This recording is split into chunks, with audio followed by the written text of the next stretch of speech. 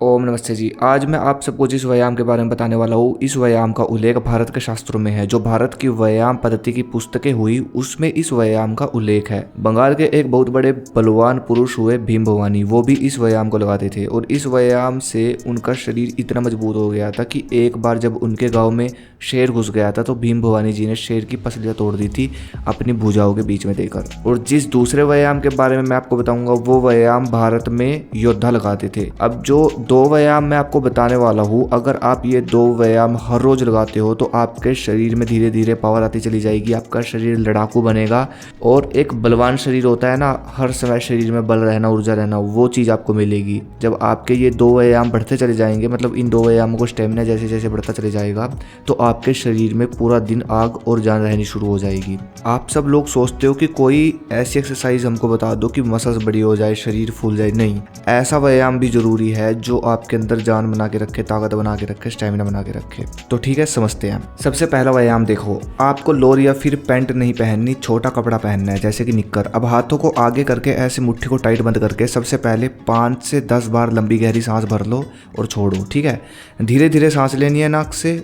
टांगे ज़्यादा खुली हुई ना हो, पैरों के बीच में सिर्फ 2 हाथों जितना गैप होना चाहिए। अब अच्छे से नाक से सांस इकट्ठा कर लो छाती में और एडियो को उठाकर इस प्रकार बिल्कुल धीरे धीरे, जैसे आप देख रहे हो, जितना धीरे हो सके उतने धीरे धीरे नीचे जाना है। बैलेंस बनाने की कोशिश करनी है। कम से कम 20 से 30 सेकंड लगाओ नीचे जाने में और फिर सांस भरकर रखनी है, ये ध्यान रहे। अच्छे से नीचे जाओ और नीचे इस प्रकार जाकर रुक जाओ 5 सेकंड के लिए। फिर धीरे धीरे घुटनों को थोड़ा सा आगे करके फिर धीरे धीरे ऊपर आना है। जितना धीरे हो सके उतना धीरे ऊपर आना है। आपकी टांगों पर भी प्रेशर आएगा और सांस भी घुटेगा। अब ये 2 कष्ट आपको होंगे, ठीक है, टांगों में भी पेन होगा और सांस भी घुटेगा। अब इस चीज का स्टेमिना जहां आपने बना लिया तो वहां से आपके अंदर बल आना शुरू होगा। ऊपर आकर सांस छोड़ देनी है, दोबारा से सांस भरकर ऐसे जैसे मैंने आपको बताया ऐसे ये दंड लगाने हैं जितने आपसे लगते हैं। 8, 10, 12 बहुत है, 60 लगानी है। ये एक दंड लगाने के बाद भी आपकी मतलब टांगे ऐसी महसूस होगा आपकी टांगों को कि मानो आपने 100 उठक बैठक लगा दिया है। यही पावर है इन दंडों की। मतलब 8-10 दंड ये 100-200 जो स्पीड में लगाते हैं ना, तो उन 100-200 दंडों के बराबर है ये 8-10 भी अगर आपने लगा दिए। अब इस शक्तिशाली व्यायाम के पीछे का विज्ञान क्या है समझो। जब आप छाती में सांस भरकर इस व्यायाम को लगाते हो तो ऑक्सीजन आपकी टांगों में जाकर आपकी टांगों की मसल्स को मजबूत बनाती है, एनर्जी देती है। अब जैसे जैसे आप इस दंड का समय बढ़ाओगे, जैसे कि आपने आज ये एक दंड 40 सेकंड में लगाया और एक हफ्ते बाद आपने और धीरे धीरे करके एक दंड ये 1 मिनट में लगा दिया, स्टेमिना बढ़ गया आपका। तो इससे आपकी टांगें तो मजबूत होंगी, साथ में आपका टेस्टोस्टेरोन हार्मोन भी बढ़ने लगेगा। और ये दंड 10, 20, 30 भी लगा लेते हो तो भाई बहुत है। दूसरा व्यायाम, सबसे पहले अपने पूरे शरीर पर तेल की मालिश कर लो। तेल की मालिश करने के बाद आपको ये मुगदल लेना है। ये लगभग 2-3 हज़ार रुपये का मिल जाता है। अगर आपका बजट नहीं है तो भाई बन भी जाता है, लकड़ी वाले भी बन जाता है। अपने वजन के हिसाब से बनवा लो, भारी सा, दोनों हाथों के साथ आप बढ़िया से उठा सको।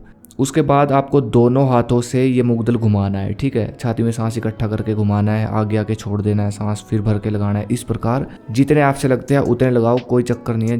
जितने मर्जी रेपिटेशन लगाओ फुल दबाकर, जब तक आपकी बॉडी ना टूट जाए।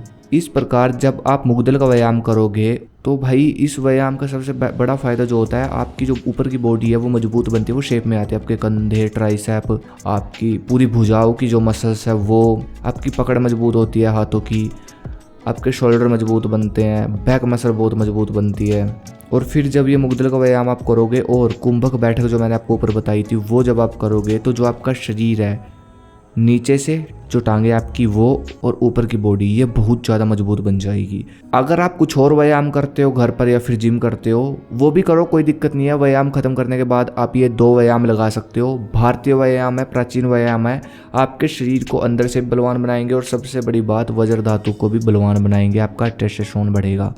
मतलब जो हार्मोन आपको मर्द बनाता है ना, पावरफुल बनाता है, जो हार्मोन आपका स्टेमिना बढ़ाता है, सेक्सुअली काम करता है जो, उस हार्मोन को ये 2 व्यायाम बढ़ाएंगे बहुत फास्ट। अब आप खुद सोचो ये व्यायाम कितने पावरफुल है। एक और चीज़ आपको बताना चाहूँगा, ये चीज़ भी आपको सबसे अलग बना देगी फिटनेस लेवल पे। देखो आप जब भी कोई व्यायाम करते होंगे तो वार्म अप तो करते ही होंगे, हर बंदा करता है, स्ट्रेचिंग भी करते होंगे, हर कोई करता है ये चीज़ें, और लगभग 10 से 20 मिनट लगा देता है करने में। तो मैं यहाँ ये बात बोलता हूँ कि स्ट्रेचिंग छोड़ दो, स्ट्रेचिंग की जगह पर आप लोग 10 मिनट निकाल कर सूर्य नमस्कार करो। दुनिया का सबसे पावरफुल आसन।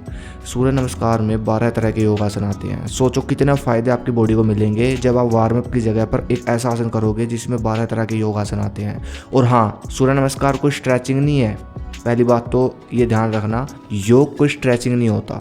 ये मैं इसलिए बोल रहा हूँ आपको क्योंकि इससे स्ट्रेचिंग भी हो जाएगी, पूरी बॉडी एक्टिवेट हो जाएगी, खुल जाएगी, ऊर्जावान भी बनेगी। इसके अलावा जो बहुत सारे फायदे सूर्य नमस्कार के आपको मिलेंगे वो अलग, उस हिसाब से सोचो कि एक ऐसा आसन जो आपकी स्ट्रेचिंग भी कर रहा है, वार्म अप भी कर रहा है, आपकी बॉडी को ऊर्जावान भी बना रहा है, आपको एक्टिवेट भी कर रहा है, और इसके अलावा 12 योग आसन के फायदे भी आपको दे रहा है। तो वार्म अप स्ट्रेचिंग की जगह वही आसन कर लो 10 मिनट निकाल के, कितना अच्छा रहेगा। उसके बाद अपना वर्कआउट शुरू कर दो। तो बस ये 3 काम करके देखो और फिर देखना कितना बड़ा फ़ायदा आपको मिलेगा। और सबसे मेन रूल जो मैं हर वीडियो में बोलता हूँ, सबसे मेन जो कि बेस है आपकी फिटनेस हो, ब्रेन हो, किसी भी चीज़ का, वो है वज्र की रक्षा। नो फैप, जिसको अंग्रेजी भाषा के लोग जो अंग्रेज वगैरह ये नो फैप बोलते हैं उसको, लेकिन पार्ट ऑफ ब्रह्मचार्य है वो, ठीक है, ब्रह्मचार्य का ही पार्ट है। अगली वीडियो इस पे मुझे कमेंट कर देना। जय हिंद, जय भारत, हर हर महादेव।